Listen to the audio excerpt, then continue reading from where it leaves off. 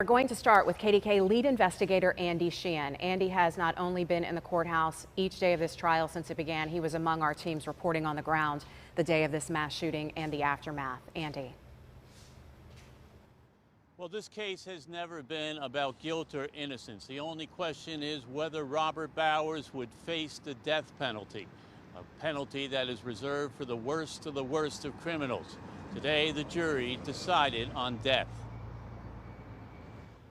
There were tears from family members, tears in the jury box, even tears in the eyes of the judge himself. After 2 months of emotionally draining testimony, the jury ruled unanimously Robert Bowers was driven by ethnic hate and was not in the throes of psychotic delusions when he murdered 11 innocent and defenseless victims and shot 6 others, including 4 police officers. He killed half of the people in that building. Will this be the same?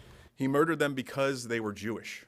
In 37 days of trial, the jury saw picture evidence of the brutal murders of each of the 11 victims, shot at close range with an AR-15 rifle, heard the testimony of victim and police survivors, and from family members who described their immeasurable loss.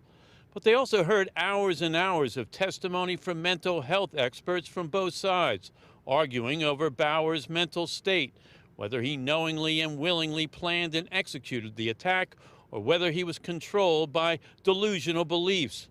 In 115 separate votes on so-called mitigating factors, the jury agreed Bowers had a terrible childhood of abuse and neglect, but they rejected the defense contention that he was schizophrenic, seeming to agree with the government that he is just a white supremacist like many others. The evidence in this trial proved that the defendant acted because of white supremacist, anti-Semitic, and bigoted views that unfortunately are not original or unique to him. Sadly, they are too common. In voting to impose the death penalty, the jury ruled the horrific nature of the atrocity requires the ultimate punishment, voting that Bowers killed defenseless victims for religious reasons, but also that he has shown no remorse for his actions.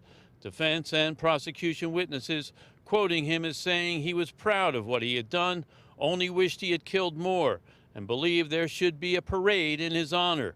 Instead, he'll be sent to federal death row to await execution.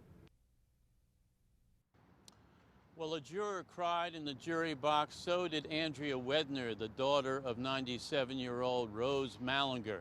And so did the judge, who teared up when he thanked the jury for their service. The judge will return here tomorrow morning to impose his sentence, giving Robert Bowers the death penalty. Reporting live at the U.S. Courthouse downtown, Andy Sheehan, KDKA News.